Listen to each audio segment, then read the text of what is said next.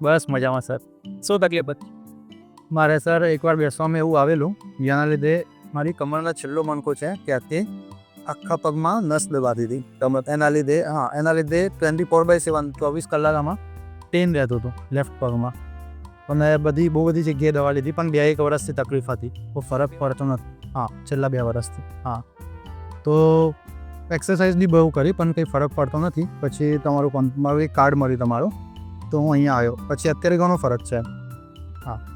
જ્યારે 2 વર્ષ પહેલાં તકલીફ થઈ ત્યારે ત્યાંથી તમને કમરમાં નસ દબાવવાને કારણે, ખાસ તો L5-S1 માંથી નસ દબાવવાને કારણે તમારો જે ડાબો પગ હતો એ ડાબો પગ આખો દુખતો હતો.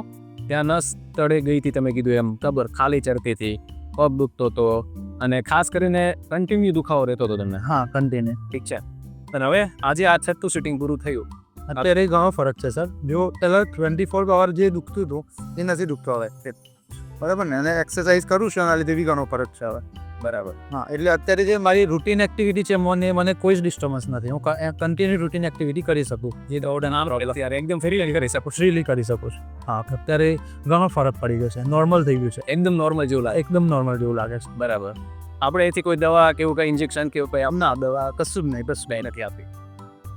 અને ખાસ કરીને અત્યારે ઘણા દર્દીઓને આ તકલીફ હોય છે કમરમાંથી નસ દબાવવાના કારણે, પગ પકડાતા હોય, પગમાં ખાલી ચડતી હોય, સાયટિકા જેવા પ્રોબ્લેમ. તો શું કરે? આપણે આ થેરાપી આપણે પદ્ધતિથી સારવાર કરાય 100%. વિધાઉટ દવા બી પ્લસ બીજું કોઈ ફિઝિકલી આપણને બી બીજું કોઈ બી પ્રોબ્લેમ ના થાય. કેમ કે દવાના લીધે પેઇનકિલરના લીધે બી પ્રોબ્લેમ થતા હોય છે. બીજા બી દવાઓની અસર બામેસર બી થતા હોય છે. એટલે આ 100%. અને ફ્યુચરમાં બી હું તો કહું છું કે આ બોડી રિલેટેડ કંઈ ઇસ્યુ હશે તો હું તમારો કોન્ટેક્ટ અવશ્ય કરીશ. બરાબર. તમારા જેવા દર્દીઓ એને શું કહેશો? હું એમને એટલું જ કહીશ કે આ રીતનો કોઈ બી પ્રોબ્લેમ હોય તો એકવાર અહીંયા ટ્રાય કરી જોજો. કેમ કે નોર્મલી હતું હોય છે કે બહુ બધી જગ્યાએ આપણે દવા લેતા હોય છે.